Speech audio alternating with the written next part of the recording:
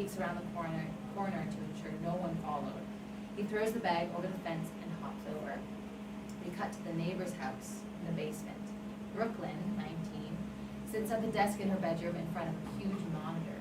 Her eyes are glued to a Polaroid featuring herself, her friend Zion, 20s, and another person whose face is obscured by her hand.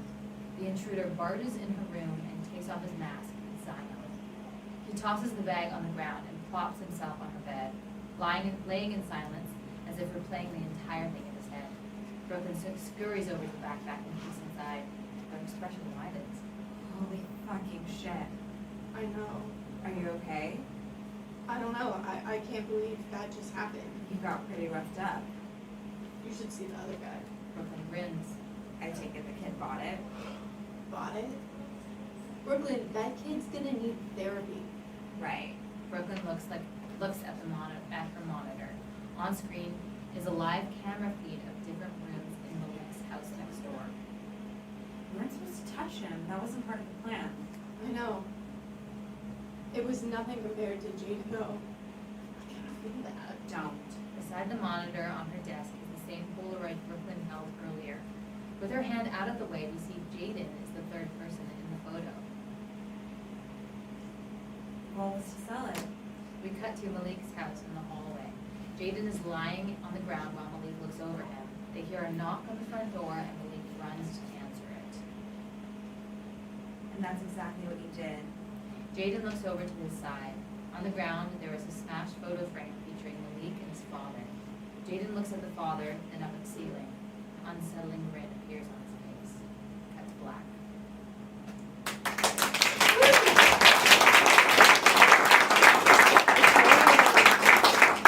Alright, so we've actually made it to our last script. I think the lights off actually really helped, right? Everyone feeling okay?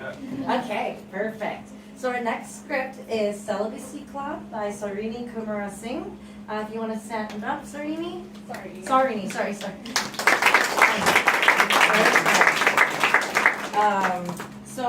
This is about golden child Lindy must decide whether or not to confide in her conservative immigrant mother about contracting an STD.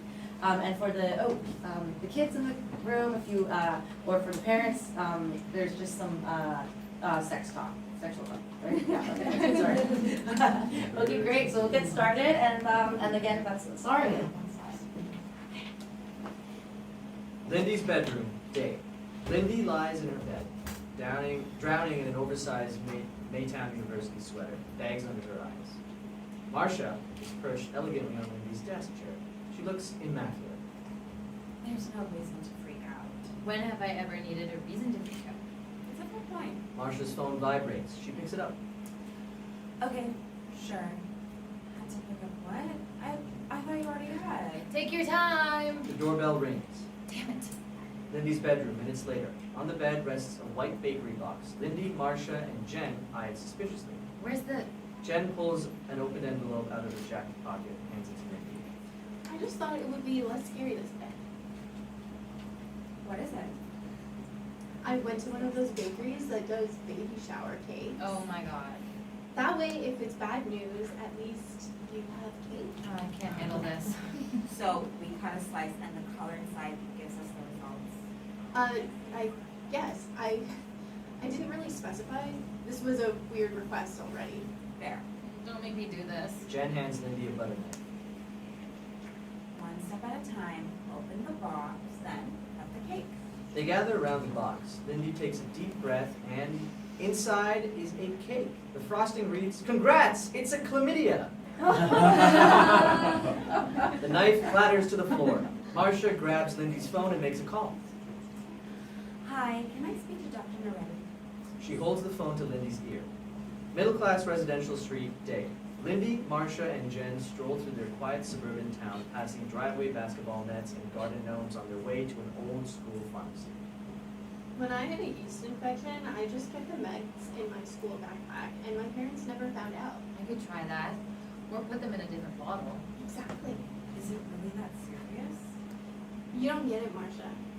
That time I thought I was pregnant, I drank a carton of milk in front of my mom every day so that I had an excuse in case I started lactating. That's the most bizarre thing I've ever. I know that now. But the idea of planning for the worst isn't a bad one. Can you lie and say you got it from swimming in a public pool? She'll see right through that. You've got to be strategic. What is she gonna be madder about? That you had sex or that you didn't use a condom? I didn't even consider that part of it. She's totally gonna wonder about that, isn't she? Even I wonder about that. Come on, guys, no judgment. Jen nods. Marcia looks away. Marcia? I mean, did our teachers stretch them into cucumbers for nothing? Okay, Mom. Oh, you want mom? Marcia steps in front of Lindy, blocking her path. Kids these days, no focus on studies. All they care about is sex and K-pop. Marcia! And not using a rubber as well. Getting D's in school and out. Lindy looks to Jen for help. She's making good points. Lindy gives them a look. Really? She pushes past them and keeps walking. Pharmacy, later. Lindy, Marcia, and Jen enter the pharmacy. As they walk up to the counter, Lindy gasps and hides from behind her friend. The universe, if you're testing me, please know that I am too weak for this. What? Lindy peers over Jen's shoulder. Standing in the aisle is a female pharmacist. That lady knows my mom. Marcia rolls her eyes. Oh, you watch too many spy movies to not know what to do here. No one watches James Bond for the plot. Marcia grabs Jen's hand and begins walking towards the female pharmacist. Lindy cowers behind a display of Tic Tacs before rushing past them to chat with a male pharmacist at the counter. We cut back and forth between Marcia and Jen's conversation and Lindy's. Pharmacy counter continues. Hi, I need to pick up a prescription for... Lindy Patel? Pharmacy aisle continuous. Medical questions are never inappropriate. Great. So do pap smears feel like getting fingered? Oh, gosh, well, Depends, Jen. Do you enjoy getting fingered? Not really. Then yes. the male pharmacist looks up something on his computer.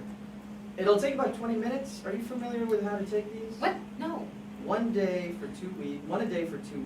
Lindy desperately wants to interrupt, but her social anxiety won't let her. She turns back to Jen and Marcia, mouthing, 20 minutes.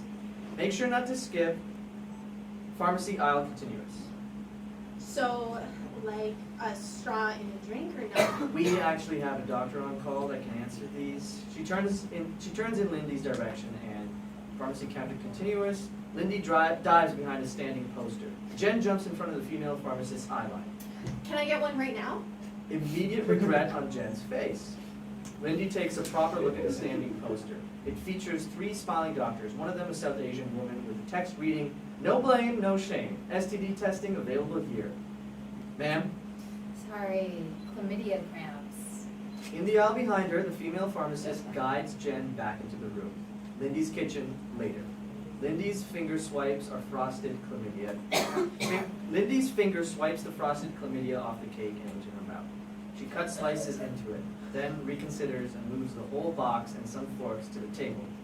Jen is pulling items out of a plastic bag. Tic Tacs, a fountain drink, and straw, and Lindy's prescription. She eyes the straw warily. Marcia grabs the pill at the pill bottle. What are the side effects? Painful death. It'll be fine. Lindy eats her cake solemnly. Don't tell your mom, Lindy. I don't think you'll have to, honestly. Well, what if I'm never ready to talk about stuff like this with her? What if I'm 50 and still can't talk about it? Would she even be around for that long? Jen, Your mom will live forever. why don't you ask, like, general questions about sex ed? Did your parents actually talk to you about sex? Jen dumps out the Tic Tacs and pills. They look nothing alike. She puts the pills back into the Tic Tac box. A little, I guess. I don't think my parents would even know what to say. Marcia gives her a questioning look. If I didn't exist, I would think they were virgins. Marcia tears the straw out of its paper packaging. Can you talk to your dad about it?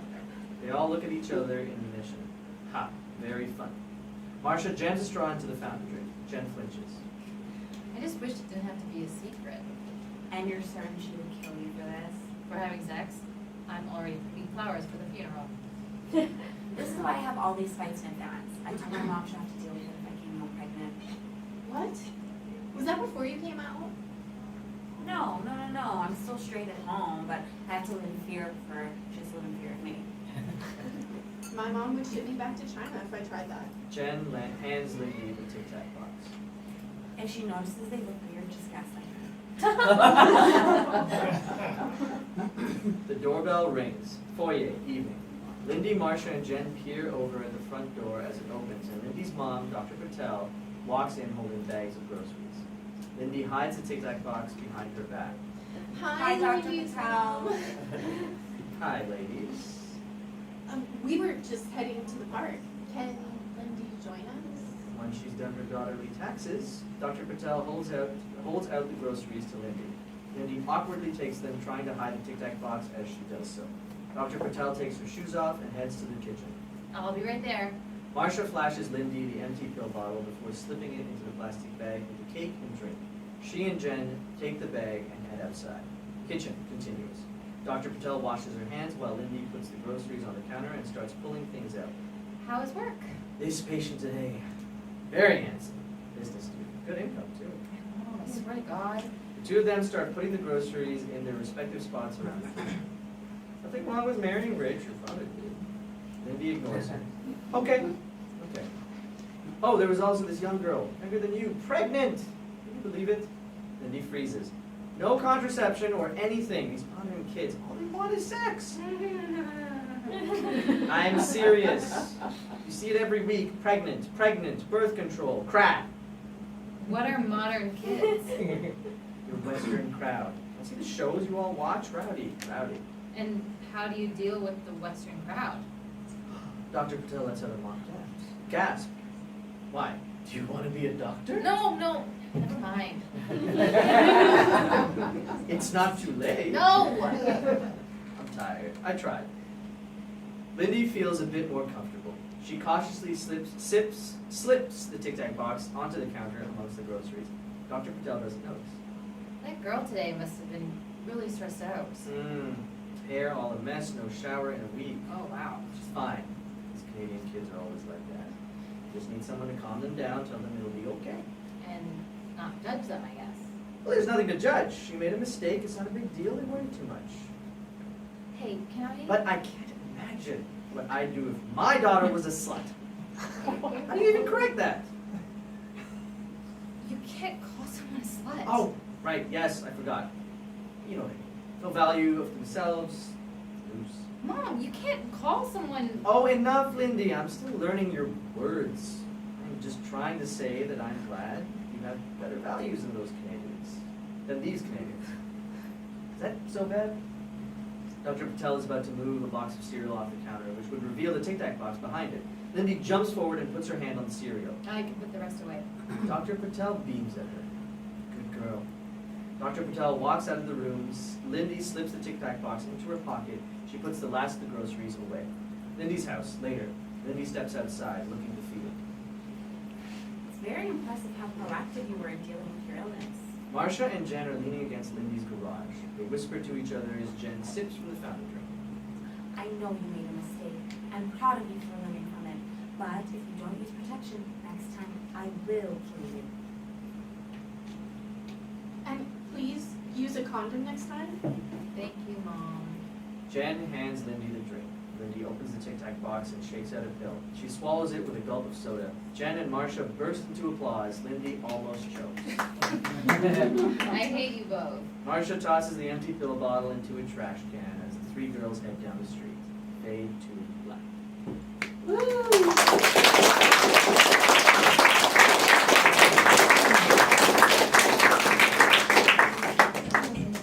Awesome. So those were all the scripts by our amazing talented writers, and that was our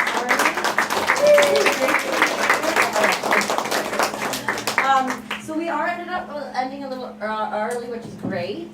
But I don't know if the writers wanted to get a picture like with their script up here. We can do that as well. And then we did want to get some pictures with everybody too. Outside though, of course, it's the lighting in here and it's hot. But like we would want if anybody in the audience has questions for the writers or the actors, we can do a little Q&A, 5 minutes, or unless everyone is okay. Any questions from anyone about anything, any of the scripts? Or you can all mingle up there. Yeah, okay, amazing, thank you so much, everybody.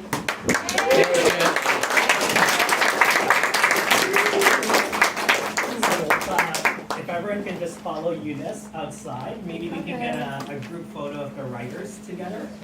And then we'll have photos with the, this is Eunice. I'm Eunice, I'm the one with the rainbow hair. Yeah, and then we'll have photos with the actors, Janet Rose, and the writers as well. Yay. Oh, I know. There you go. Yeah, you can do the, Yeah, Very I- convincing And I was in this part, really great. Yeah, I know. I was like, oh, yeah, I'll be Yeah, there, Mom. it's- I know. Not that. and you wonder why I'm wearing like no sleeves, no what I'm wearing. I think it's Like there's still. Thank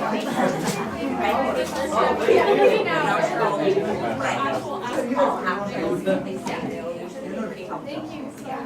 Oh, that's great. So That's great. so great. I hope you So like. well written. I love it. I love